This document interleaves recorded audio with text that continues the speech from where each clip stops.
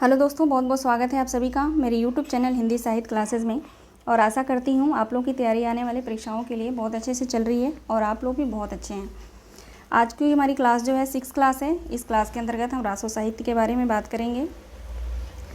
इस क्लास में जो है रासो साहित्य के अंतर्गत जो है मैंने कोई टॉपिक नहीं लिया है, सिर्फ रासो साहित्य के बारे में हम बात करेंगे। वो इसलिए नहीं लिया है कि जो भी मैं चाहती हूँ कि जो भी मैं कंटेंट आप लोगों को दूँ वो आप लोग को आसानी से जो है याद हो सके और जो है वो सीक्वेंस में रहे, आपको कन्फ्यूजन ना हो कोई भी। जैसे कि आदिकाल से मैंने जो स्टार्ट किया है तो अभी तक जो हमारी 5 क्लास हो चुकी है और उससे संबंधी जो है मैंने प्रैक्टिस से भी प्रोवाइड कर दिया है, यूट्यूब पे अपलोड कर दिया है। आशा करती हूँ आप लोगों ने देखा होगा।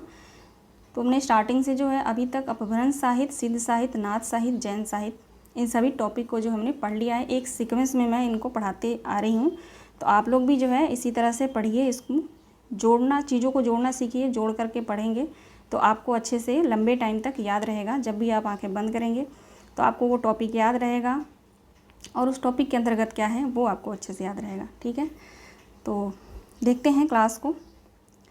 आज की क्लास में जो है बात करेंगे रासो साहित्य के बारे में। तो रासो साहित्य का एक और नाम है जिसको बोलते हैं चारण काव्य। क्या बोलते हैं? चारण काव्य। अब यहाँ पे बात आती है रास और रासो साहित्य। तो रास को जो है पिछली क्लास में जो है मैंने आपको जैन साहित्य जब पढ़ाया था तो उसमें मैंने बताया था जैन साहित्य को रास साहित्य भी कहते हैं और उसके अंतर्गत जो है चरित्र काव्य लिखे गए हैं। और रासो साहित्य को चारण काव्य कहते हैं। ठीक है, तो रास और रासो में कन्फ्यूजन नहीं होना चाहिए। बात करें रासो साहित्य की, तो रासो ग्रंथ के आधार पर ही आचार्य रामचंद्र शुक्ल ने प्रथम काल यानी आदि काल को वीर गाथा काल कहा है। किसके आधार पर आचार्य रामचंद्र शुक्ल ने वीर गाथा काल कहा है आदि काल को? तो रासो ग्रंथ के आधार पर। इस बात को आप लोग ध्यान रखेंगे। इसी साहित्य में राजस्थानी हिंदी का वास्तविक दस्तक होता है और जो हिंदी की उपभाषाओं में राजस्थानी जो हिंदी है जिसके अंतर्गत 4 बोलियां आती हैं, मेवाती, मारवाड़ी, मालवी, मेवाती और जयपुरी। ये जो 4 उपबोलियां हैं, 4 जो बोलियां हैं, चाहे आप उनको दक्षिणी राजस्थानी हिंदी कह लो, पूर्वी राजस्थानी हिंदी कह लो या उत्तरी राजस्थानी हिंदी कह लो, इन सभी का आगमन रासो साहित्य में ही होता है। ठीक है, इस बात का आप लोग ध्यान रखेंगे। इन सभी बोलियों का आगमन जो है रासो साहित्य के अंतर्गत होता है। ये जो महत्वपूर्ण तथ्य मैं आप लोगों को बता रही हूँ, जिनको पता होगा रिवीजन हो जाएगा, जिनको नहीं पता होगा वो नोट कर लेंगे, क्योंकि सभी जो है लिखना पॉसिबल नहीं है। अगर लिखती हूँ तो बहुत टाइम वेस्ट होगा और छोटा सा मोबाइल है तो इस पर जो है लिखने में दिक्कत होती है मुझे। ठीक है, आगे बात करें तो राजस्थानी में सबसे पहले अगर बात आती है गद्य का जो विकास है सबसे पहले कहाँ हुआ, तो आप बताएंगे राजस्थानी हिंदी में, उसके बाद ब्रज भाषा में, उसके बाद खड़ी बोली में। ऐसे जो है हम इसका गद्य का जो है हम प्रोसेस मान सकते हैं। सबसे पहले राजस्थानी हिंदी, फिर ब्रज भाषा, फिर खड़ी बोली में गद्य का विकास होता है। अब बात करते हैं रासो साहित्य में अपने आश्रयदाता की प्रशंसा जो है ईश्वरीय शक्ति के रूप में बढ़ा चढ़ाकर की जाती थी।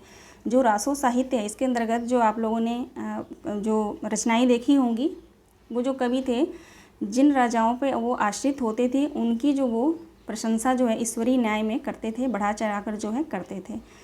प्रायः इस रासो साहित्य को जो है प्रायः भाट, अगर क्वेश्चन आता है कि रासो साहित्य को किन कवियों ने लिखा, तो हमारा राइट आंसर भाट जाति होगा। रासो साहित्य को प्रायः जो है भाट कवियों ने लिखा है। ठीक है, तो यहाँ तक जो हमारी बात होगी। अब जो है बात करते हैं आदिकालीन साहित्य में जो है वीर भावना से प्रेरित होकर रचे गए काव्य जो है रासो काव्य है। रासो काव्य का जो है एक बहुत ही महत्वपूर्ण स्थान है। आदिकालीन साहित्य में वीर भावना से प्रेरित होकर जो रचे गए काव्य हैं उनका जो है इन ग्रंथों का जो है बहुत महत्वपूर्ण स्थान है। अब हम बात करते हैं यहाँ पे, जैसे मैंने इस PDF को जो लिया था तो मैंने 2 ही पेज लिया है, मैं आपको दिखाती हूँ। यहाँ पे जो है इसमें जो ये रचनाएं दी गई हैं, यहाँ पे चंद्रवरदाई, पृथ्वीराज रासो, जगनिक, परमाल रासो, नलपत नाल, विशद देव रासो, ये जो सारी रचनाएं हैं यहाँ पे दी गई हैं। यहाँ पे समय दिया गया, रस दिया गया, अध्याय दिया गया, भाषा और काव्य रूप दिया गया है। इसके बारे में डिटेल नहीं दिया गया है, तो मैंने जो है इसके बारे में जो फेमस रचनाएं जो हैं, महत्वपूर्ण जो रचनाएं हैं तो उनके बारे में मैंने अलग से लिखा हुआ है, जो मैंने अपने हाथों से लिखा है महत्वपूर्ण तथ्यों को, ताकि आज जो है आप लोगों को जो है महत्वपूर्ण जो तथ्य है वो आप लोगों को मिल सके। क्योंकि अब जो क्वेश्चन आता है वो आपसे सीधे ये नहीं पूछेगा कि चंद्रवरदाई की रचना क्या है या भट्ट केदारनाथ की रचना क्या है, हमीर रासो किसकी रचना है, विजयपाल रासो किसकी रचना है। अब जो है रचनाओं में जो है अंदर जा कर के वो क्वेश्चन पूछते हैं, तो इसलिए इन रचनाओं के बारे में जानना बहुत महत्वपूर्ण है। तो उसको जो PDF मैं नहीं बना पाई हूँ, तो मैं आप लोगों को नीचे दिखाती हूँ कि मैंने अपने हाथों से लिखा है। राइटिंग पे मत जाइएगा, महत्वपूर्ण तथ्यों को आप लोग जिसको पता होगा कोई बात नहीं, जिसको नहीं पता होगा वो लिख लेंगे। तो इनको जो है मैंने यहाँ पे नीचे ले लिया है, ठीक है। तो देखते हैं, बात करें रासो साहित्य के बारे में, तो आचार्य रामचंद्र शुक्ल ने रासो साहित्य का विवरण वीरगाथा काल के अंतर्गत दिया है, जैसा कि मैंने आप लोगों को बताया। आगे है, आचार्य रामचंद्र शुक्ल के अनुसार वीर गीत परंपरा का प्राचीनतम ग्रंथ विसल देव रासो है। आचार्य रामचंद्र शुक्ल जो है, इनके अनुसार वीर गीत परंपरा का प्राचीनतम ग्रंथ अगर पूछा जाता है तो राइट आंसर हमारा विसल देव रासो हो जाएगा। विद्वानों ने रासो शब्द की उत्पत्ति निम्न ढंग से बताई है। सभी विद्वानों ने अपने मत के अनुसार जो है रासो शब्द की उत्पत्ति अपने ढंग के अनुसार जो यहाँ पे बताई है। बहुत महत्वपूर्ण है ये, आप लोग इसको अच्छे से देख लीजिएगा। गारसा दत्तासी ने राजसूय से माना है, गारसा दत्तासी ने राजसूय से माना है। हरप्रसाद शास्त्री ने राजयश से माना है। नरोत्तम स्वामी ने रासक शब्द से माना है। कविराज श्यामल दास ने रहस्य से माना है। कवि प्रसाद जायसवाल, इन्होंने भी रहस्य से ही माना है रासो साहित्य की उत्पत्ति। आचार्य रामचंद्र शुक्ल ने रासायण, इनका जो है 3 है, रासायण, रास या रासो, इस बात को आप ध्यान रखेंगे। आचार्य रामचंद्र शुक्ल ने किससे माना है, तो रासायण, रास और रासो। नंद दुलारे वाजपेयी ने माना है रास शब्द से, ठीक है। नंद दुलारे वाजपेयी ने रास शब्द से माना है। अब यहाँ बात करते हैं हजारी प्रसाद द्विवेदी। हजारी प्रसाद द्विवेदी ने रासक शब्द से माना है। राम स्वरूप चतुर्वेदी ने राउस से माना है। दशरथ शर्मा ने रासक शब्द से माना है। माता प्रसाद गुप्त ने रासक से माना है। गणपत चंद्र गुप्त ने रासक, रास, रसा या रासु शब्द से माना है। इतनी बात तो हो गई। अब इसको याद करें कैसे करेंगे, तो आप इसको ध्यान रखेंगे। यहाँ पे बात करते हैं राम स्वरूप चतुर्वेदी का। तो राम स्वरूप चतुर्वेदी ने जो रासो की उत्पत्ति जो मानी है वो राउस या रस से मानी है। तो राउस को आप लोग याद रखिएगा, जैसे राम स्वरूप बोल रहे हैं तो ऊ की जो है आ रहा है ना, उसमें बोलने पे ऊ की मात्रा जो आ रही है उससे आप लोग याद रखेंगे कि राउस है इनका। अब बात करते हैं रासक। रासक से जो है दशरथ शर्मा, माता गुप्त और किसने माना है, गणपति चंद्र गुप्त ने माना है और नरोत्तम स्वामी ने माना है, ठीक है। तो इन रासक शब्द से जो है 3-4 लोगों ने माना है। तो इनका एक आप जो है ट्रिक बना लीजिएगा।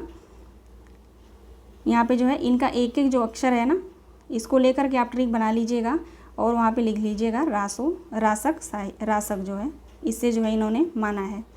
तो इससे जो है कन्फ्यूजन नहीं होगा आप लोगों को, ठीक है। बात करते हैं आगे। अब यहाँ पे देखेंगे रासो साहित्य के प्रमुख रचनाकार व रचना आचार्य रामचंद्र शुक्ल के अनुसार। आचार्य रामचंद्र शुक्ल के अनुसार जो है यहाँ पे रासो साहित्य के प्रमुख रचना और रचनाकार हैं। दलपत विजय, इनकी रचना है खुमान रासो। समय है नवीं सदी। कौन सा रस है इसमें, वीर रस है, राजस्थानी भाषा में है और प्रबंध काव्य है। नरपति नाल विसल देव रासो, समय है इसका 1212, श्रृंगार काव्य है, 4 खंड है इसमें, ये एक वीर गीत है। जगनिक परमाल रासो, इसको आला खंड भी कहते हैं, 1230 इसका समय है, वीर रस प्रधान रस है ये। वीर गीत काव्य इसका कैसा है, वीर गीत है। आगे देखते हैं चंद्रवरदाई पृथ्वीराज रासो। चंद्रवरदाई की रचना पृथ्वीराज रासो है, यह भी एक वीर काव्य है। वीर रस है ये। समय कितना है, 69 समय माना गया है।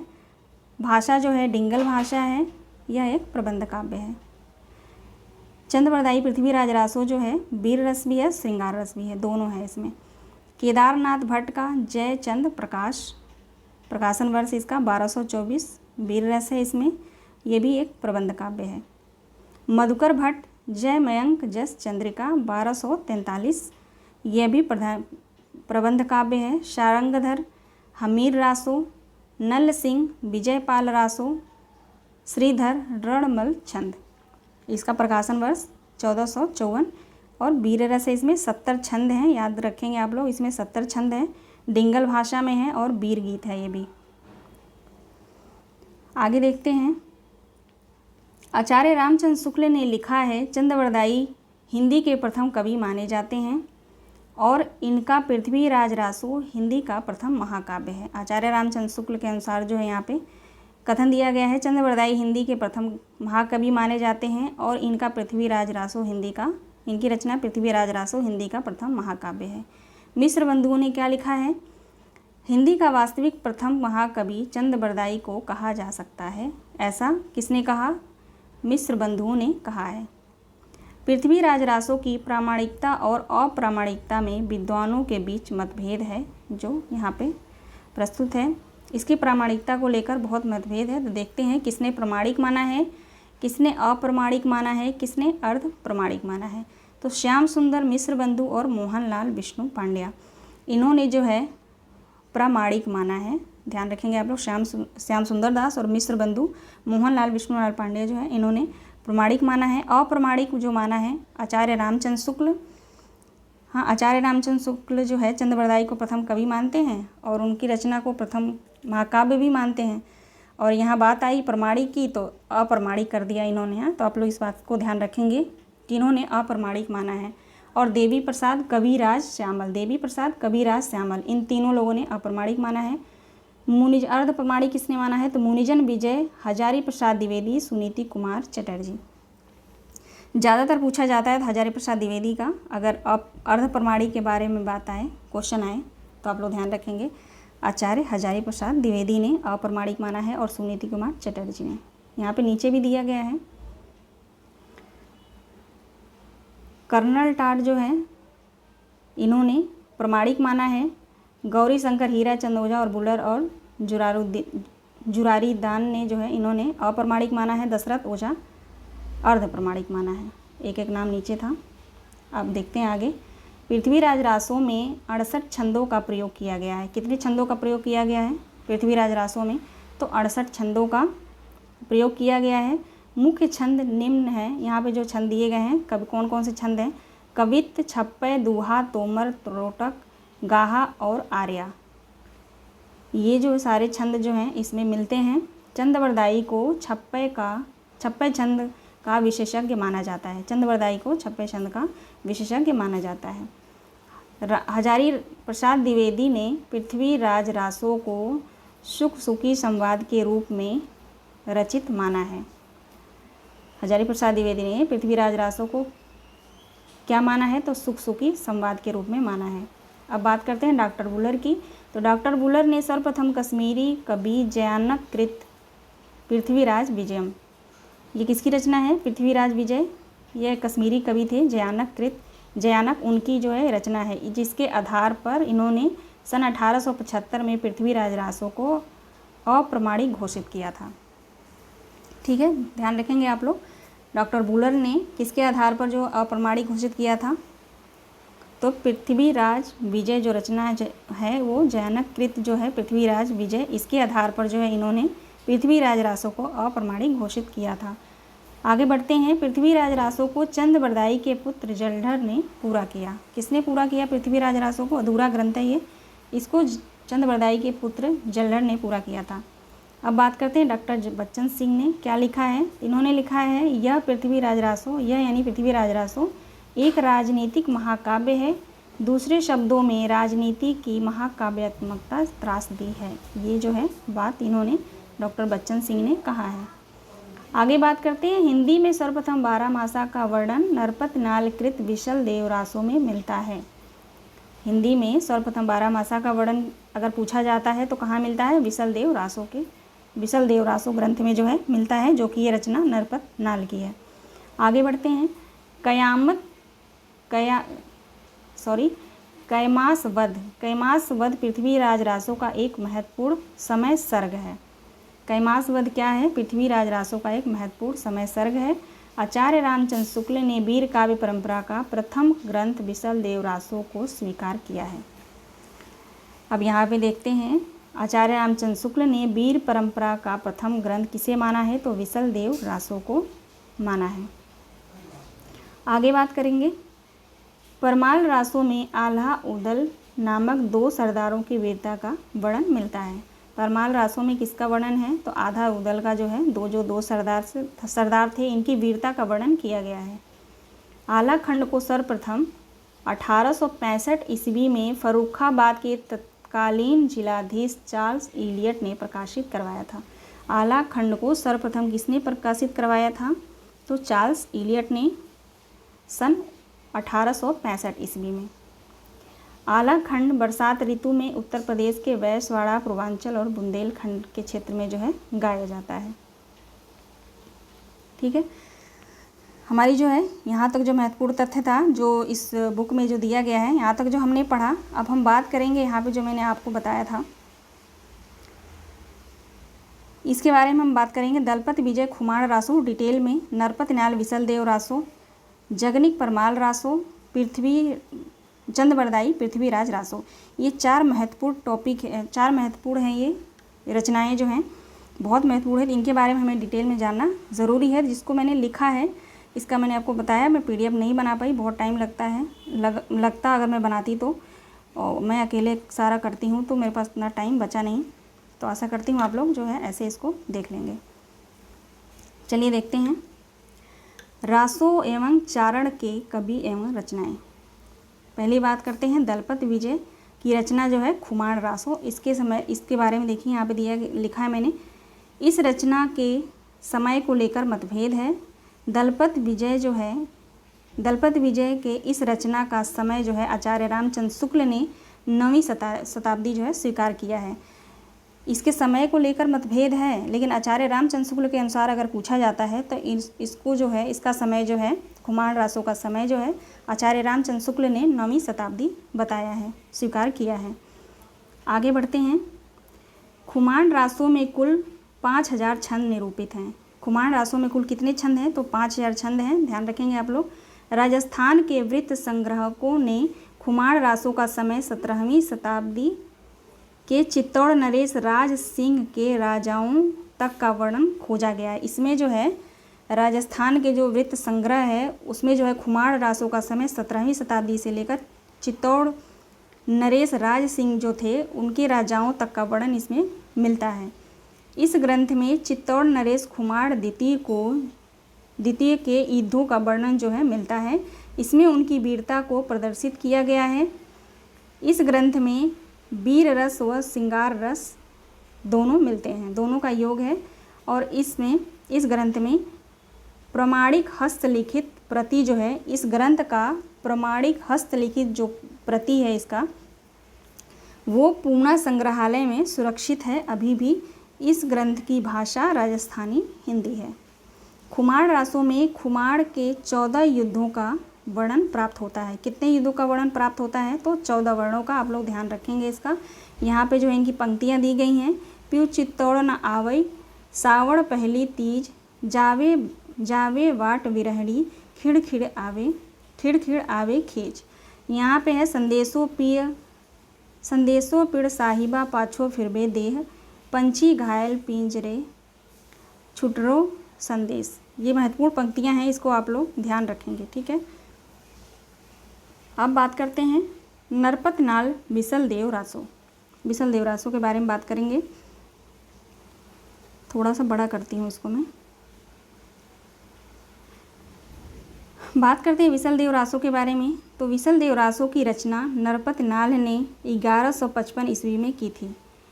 आचार्य रामचंद्र शुक्ल ने इसका समय 1212 विक्रम संवत जो है स्वीकार करते हैं। आचार्य रामचंद्र शुक्ल इसका कितना स्वीकार करते हैं, इसका समय विसल देव रासो का, तो 1212 विक्रम संवत जो है स्वीकार करते हैं। डॉक्टर माता प्रसाद गुप्त ने इस ग्रंथ के 128 या 125 छंदों की एक प्रति का संपादन किया है, ठीक है। आगे देखते हैं, यह विसल देव रासो की मूल प्रति मानी जाती है। यह जो रचना है वो विसल देव यह विसल देवरासो की जो है मूल प्रति मानी जाती है। जो माता प्रसाद गुप्त ने, यहाँ पे जो दिया गया है ना तथ्य, माता प्रसाद गुप्त ने इस ग्रंथ में 128 या 125 छंदों की जो एक प्रति का संपादन किया है, उसी को यहाँ पे दिया गया है कि यह विसल देवरासो की एक मूल प्रति मानी जाती है। आगे बढ़ते हैं। नरपति नाल कवि विग्रह राज चतुर्थ के समकालीन थे। नरपति नाल जो थे वो किसके समकालीन थे? तो राजा चतुर्थ के समकालीन थे। ये विसल देवरासो नामक 100 पन्नों का ग्रंथ लिखा गया है। ये कितने पन्नों में लिखा गया है? तो 100 पन्नों में है, जो वीर गति के रूप में जाना जाता है। ये सारे महत्वपूर्ण तथ्य हैं, तो आप लोग राइटिंग पे मत जाइएगा, इन सब महत्वपूर्ण तथ्यों को आप लोग नोट कर लीजिएगा। अब बात करते हैं, यह ग्रंथ 4 खंडों में विभक्त है। क्वेश्चन आता है विसल देवरासो जो है, नरपति नाल की रचना विसल देवरासो कितने खंडों में है? तो 4 खंडों में है।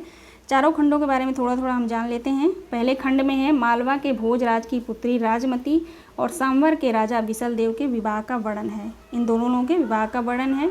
दूसरे में क्या है? विसल देव का राजमती से रूठकर उड़ीसा की ओर प्रस्थान करना है। पहले में क्या है ना, जोड़ कर किसको आप लोग पढ़ेंगे। पहले में क्या है? मालवा के जो भोजराज की जो पुत्री थी राजमती, उनका और सांबर के जो राजा थे विसल देव, उनके इन दोनों लोगों के विवाह का वर्णन है। दूसरे में क्या है? विसल देव का राजमती से रूठकर उड़ीसा चले जाते हैं, उसका वर्णन है।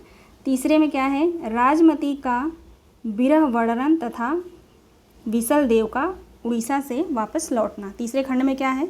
दूसरे में जो है विसल देव जो है राजमती से रूठकर चले जाते हैं। तीसरे में जो है अब रूठकर चले जाते हैं तो उनकी याद में जो है राजमती रोती हैं, विरह वर्णन है। फिर उसके बाद विसल देव जो है तीसरे खंड में ही जो है वापस उड़ीसा से जो है वापस आते हैं। अब चौथे खंड में क्या है? राजा भोज का अपनी पुत्री को अपने घर ले जाना, यानी तब तक जो है चौथे खंड में राजमती के जो पिताजी होते हैं राजा भोज, वो आते हैं, अपनी पुत्री को अपने घर ले जाते हैं और विसल देव को अपने ससुराल जाकर राजमती को लेकर घर तक आने का वर्णन दिया गया है। वो उनके पिता जो अपने घर लेकर चले जाते हैं, तब तक ये भी आ जाते हैं विसल देव, फिर जाते हैं ससुराल, अपनी बीवी को जो है लेकर आते हैं। ये सारे वर्णन जो है इसमें खंड 4 में दिया गया है। अब बात करते हैं आगे। यह हिंदी का प्रथम ग्रंथ है जिसमें 12 मासा का वर्णन प्राप्त होता है। अतः हिंदी का प्रथम 12 मासा का वर्णन विसल देवरासो में मिलता है। 12 मासा का प्रथम वर्णन, इसका 12 मासा का जो प्रथम है महीना जो होता है वो कार्तिक माह से शुरू होता है। विसल देव में जो है 12 मासा का वर्णन सर्वप्रथम मिलता है और 12 मासे का जो प्रथम माह जो होता है वो कार्तिक माह होता है। इस बात को आप लोग ध्यान रखेंगे। विसल देवरासो में श्रृंगार रस की प्रधानता है। इस ग्रंथ में छंद वैविध्य और राग रागिनियों का प्रयोग भी मिलता है। आगे देखते हैं इसकी समय सीमा को लेकर जो यहाँ पे दिया गया। शुक्ल ने 1212 विक्रम संवत माना है। डॉक्टर राम कुमार वर्मा ने 1058 विक्रम संवत माना है। मिश्र बंधु ने 1220 विक्रम संवत माना है। यहाँ पे पंक्तियाँ दी गई हैं, आप लोग इसको पढ़ लेंगे। आगे बात करते हैं हम परमाल रासों की। ये जो मैं आप लोग को महत्वपूर्ण तथ्य बता रही हूँ बहुत महत्वपूर्ण है। अगर आप लोग इसको पढ़ लेते हैं ना, तो वही तो मैं कह रही हूँ कि अब जैसे कोई भी रचना है तो उस रचना के अंदर जाके पूछ रहा है क्वेश्चन, तो आप लोग जो है पढ़ लीजिएगा, बहुत महत्वपूर्ण है। आप लोग खुद पढ़ेंगे तो आप लोग तैयारी कर रहे हैं, आप लोग को अच्छे से पता होगा। बात करते हैं परमाल रासो। जगनिक की रचना है। जगनिक परमाल रासो।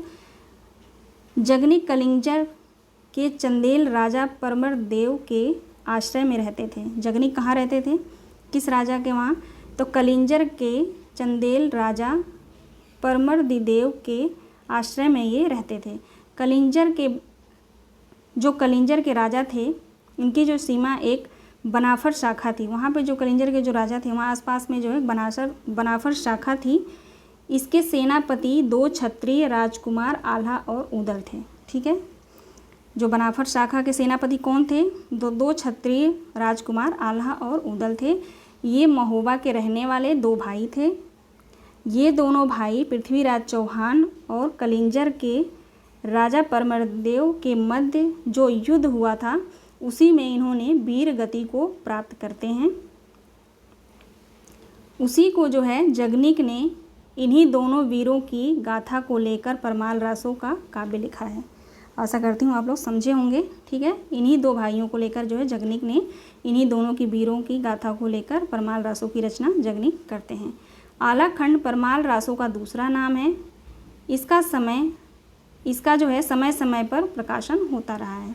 जॉर्ज गियर्सन ने बिहार से इंडिया वली क्यूरे 14 भागों में प्रकाशित किया है। इनको जो है बिहार से इंडिया वनली क्यूरे नाम से जो है 4 भागों में प्रकाशित किया था जॉर्ज ग्रियर्सन ने।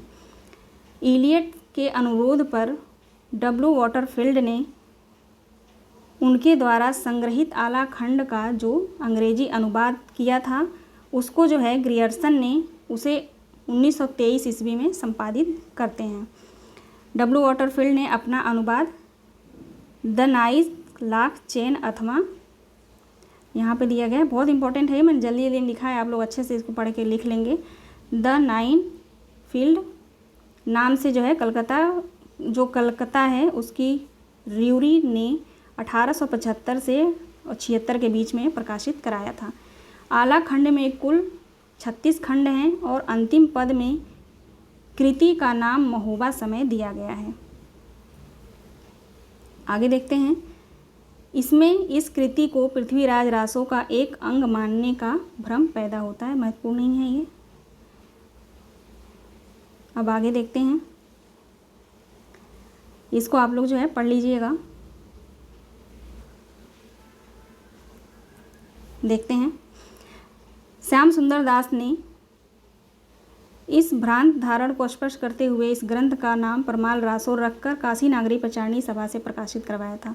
श्याम सुंदर दास ने कहाँ से प्रकाशित कराया था परमाल रासो को? तो काशी नागरी प्रचारणी से। आचार्य रामचंद्र शुक्ल ने, इनका कथन है कि यह वीर गीत इतना प्रिय हुआ कि इनको जो है गाने वाले सभी उत्तर भारत में हैं, पर इसका केंद्र वैश्यवाड़ा है। इसका केंद्र आचार्य रामचंद्र शुक्ल ने क्या माना है? वैश्यवाड़ा माना है। इस ग्रंथ की लोकप्रियता के कारण ही इलियट के अनुरोध से डब्ल्यू वॉटरफील्ड ने अंग्रेजी में अनुवाद कर डाला। ठीक है, परमाल रासो के नायक आला का विवाह सोनवा से तथा उदल का विवाह फुलवा से हुआ था। ध्यान रखेंगे आप लोग। आला खंड वर्षा ऋतु में गाया जाता है और इसके गाने वाले को क्या कहते हैं? अलहैत कहते हैं। इन सभी टॉपिक से जो है मैं क्वेश्चन जो है जब प्रैक्टिस सेट बनाऊंगी तो सभी क्वेश्चन उसमें मेंशन होगा। जो छूट गया होगा उसको मैं क्वेश्चन के माध्यम से आप लोगों को बता दूंगी। अब बात करते हैं चंद्रवरदाई के बारे में। चंद्रवरदाई की रचना पृथ्वीराज रासो। इनको जो ये है चंद्रवरदाई जो है एक उपाधि मिली थी। ठीक है, शुक्ल के अनुसार दिया गया है चंद्रवरदाई हिंदी के प्रथम महाकवि माने जाते हैं और इनका पृथ्वीराज रासो हिंदी का प्रथम महाकाव्य है। चंद्रवरदाई दिल्ली नरेश पृथ्वीराज चौहान के बाल सखा, परामर्शदाता और राजकवि थे। ठीक है, आगे है हरिप्रसाद शास्त्री के अनुसार यहाँ पे दिया गया है इनका जन्म 1168 ईस्वी लाहौर तत्कालीन भारत अब प्रेजेंट में जो है पाकिस्तान में हुआ था। भक्ति काल में महान कवि सूरदास ने अपनी कृत साहित्य लहरी में जो है स्वयं को चंद्रवरदाई का वंशज बताया है। सूरदास की जो रचना है, सूरदास ने अपनी रचना साहित्य लहरी में अपने आप को जो है चंद्रवरदाई का वंशज बताया है। अतः चंद्रवरदाई के पूर्वजों की भूमि पंजाब में बताई जाती है। इस पृथ्वीराज रासो में चंद्रवरदाई के पिता का नाम मल्ल और माता का नाम धमनी बताया गया है। आगे देखते हैं, चंद्रवरदाई में कई विवाह किए जिनमें 2 पत्नियां अति प्रिय थीं। एक का नाम था कमला, दूसरी का नाम था गौरी। ये दोनों पत्नियों से इनको 10 पुत्र की प्राप्ति हुई जिनमें सर्वश्रेष्ठ जलहड़ को माना जाता है, जिनमें सर्वश्रेष्ठ जलहड़ थे। इसलिए क्योंकि पृथ्वीराज रासो एक अपूर्ण ग्रंथ अधूरा महाकाव्य था जिसे चंद्रवरदाई ने पूर्ण करने का दायित्व जो है चंद्रवरदाई ने जलहड़ को प्रदान किया था और कहा, पुस्तक जल्लड़ हत देई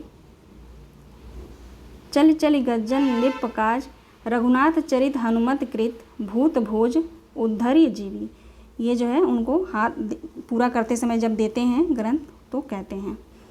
अब बात करते हैं पृथ्वीराज रासो में भारत के हिंदू सम्राट पृथ्वीराज चौहान की वीरता का आदर्श एवं दर्प की कथा 19 सर्ग में बताई गई है, वर्णित है।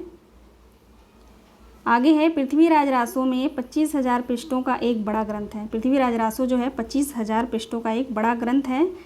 पृथ्वीराज रासो में आबू के यज्ञ कुंड से 4 क्षत्रिय कुलों की उत्पत्ति जो है बताई जाती है। एक को अग्निवंशी, दूसरे को सूर्यवंशी, तीसरे को यदुवंशी, चौथे को सोमवंशी कहा गया है। आगे देखते हैं, इसमें चौहानों के अजमेर, क्या आप लोग ये पढ़ लीजिएगा, उतना इम्पोर्टेंट नहीं है ये। आगे देखते हैं,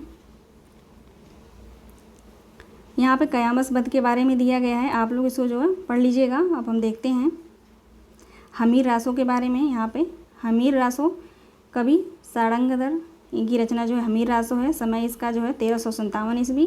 प्राकृत पैंगलम जैन सिंह के दरबारी कवि विद्याधर द्वारा रचित है। रचित जो है उद्धृत है इसमें। प्राकृत पैंगलम में छंदों के आधार पर आचार्य रामचंद्र शुक्ल ने हमीर रासों को सारंगधर कृत माना है। राहु संस्कृत्यायन ने हमीर रासों को किसी जज्जल कवि के द्वारा माना है। राहु संस्कृत्यायन ने किससे माना है हमीर रासों की उत्पत्ति? तो किसी जज्जल कवि के माध्यम से, और आचार्य रामचंद्र शुक्ल ने सारंगधर से माना है। आगे बात करते हैं, इसमें राजा हमीर और अलाउद्दीन के युद्धों का वर्णन है। चूँकि प्रमाणिक प्रति उपलब्ध नहीं है इसलिए इसका अस्तित्व जो है उतना नहीं है। आगे है मुंज रासो, ये जो है इस रचना के बारे में जिसके कवि जो अज्ञात हैं, पता नहीं है। हेमचंद्र के प्राकृत व्याकरण में जो है सिद्ध हेमचंद्र अनुशासन तथा मेरुतुंग के प्रबंध चिंतामणि 20 छंदों के आधार पर जो है मुंज रासों की कल्पना जो है की गई है। इंपॉर्टेंट नहीं है ये, फिर भी देख लीजिएगा आप लोग, ठीक है। ये महत्वपूर्ण तथ्यों को मुझे लगा ज़रूरी है आप लोगों को बताना, तो आप लोग जो है इसको लिख लीजिएगा। ज़्यादा लंबा वीडियो हो जाएगा, तो ज़्यादा लंबा हो जाने पे जो है आप लोग भी बोर हो जाएंगे पढ़ पढ़ के, तो बंद करते हैं क्लास को। यहीं तक था। आशा करती हूँ आप लोगों को क्लास पसंद आई होगी, और ज़रूर लिख लीजिएगा। मैं सच में कह रही हूँ, बहुत इंपॉर्टेंट तथ्य है ये जो मैंने आप लोगों को बताया, क्योंकि इस बुक में जो है रचनाएं दी गई थी, तो मुझे लगा इसको डिटेल में जानना ज़रूरी है, तो मैंने इसके लिए इनको जो है ले लिया था, PDF नहीं बनाया था। तो चलिए यहीं क्लास ख़त्म करते हैं, और आशा करती हूँ आप लोगों को क्लास जो है पसंद आएगी। आप सभी दोस्तों का बहुत बहुत धन्यवाद। पसंद आया तो लाइक शेयर ज़रूर करिएगा, और जिन भी भाई बहन ने मेरे लाइक सब्सक्राइब किया है वो शेयर कर दिया करें। आप सभी दोस्तों का बहुत बहुत धन्यवाद, जो भी मेरे क्लास से जुड़े हैं, जो नहीं जुड़े हैं उनका भी बहुत बहुत धन्यवाद। आप सभी लोग जो शेयर करिए और मेरा साथ दीजिए। चलिए आप लोग अपना ध्यान रखिएगा, ठीक है।